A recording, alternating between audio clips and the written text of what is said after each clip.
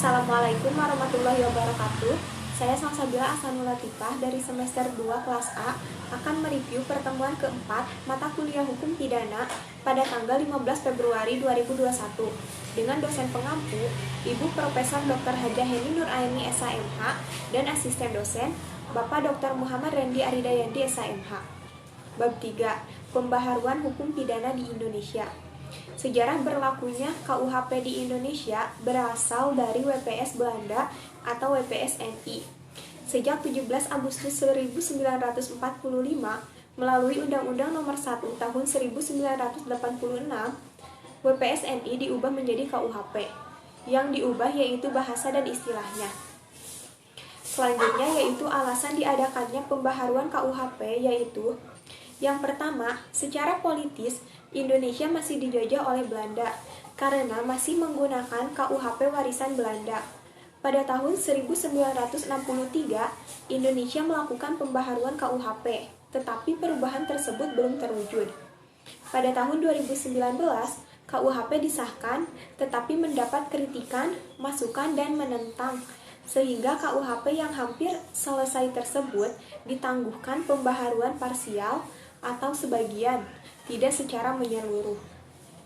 Yang kedua, alasan sosiologisnya yaitu KUHP buatan Belanda masih banyak nilai-nilai dan budaya yang tidak sesuai dengan Indonesia. Contohnya hukuman mati. Yang ketiga, alasan praktisnya yaitu KUHP Indonesia memakai bahasa Belanda. Jika diterjemahkan ke dalam bahasa Indonesia akan bermacam-macam artinya. Seharusnya KUHP Indonesia dari awal telah menggunakan bahasa Indonesia. Yang keempat, alasan adaptifnya yaitu karena Indonesia telah masuk menjadi anggota PBB, maka seharusnya mempunyai asas-asas atau nilai-nilai hukum yang berlaku universal.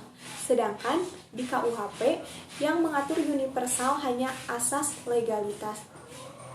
Selanjutnya, cara-cara melakukan pembaharuan KUHP.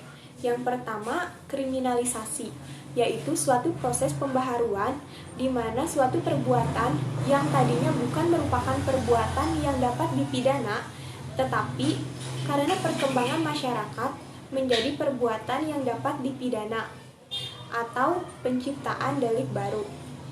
Yang kedua, dekriminalisasi, yaitu suatu proses pembaharuan yang tadinya suatu perbuatan itu dapat dipidana karena perkembangan masyarakat menjadi perbuatan yang tidak dapat dipidana atau memandulkan delik.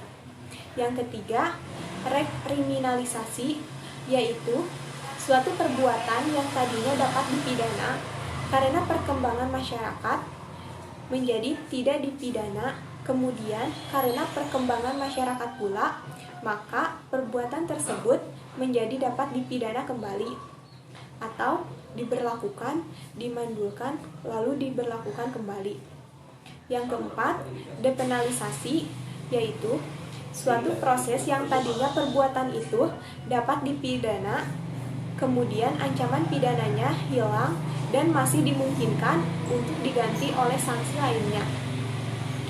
Dan yang kelima, mithihari, yaitu suatu proses pembaharuan yang tadinya suatu perbuatan dikenakan sanksi hukum yang berat diganti menjadi sanksi yang lebih ringan. Sekian review pertemuan keempat mata kuliah hukum pidana dari saya. Wassalamualaikum warahmatullahi wabarakatuh.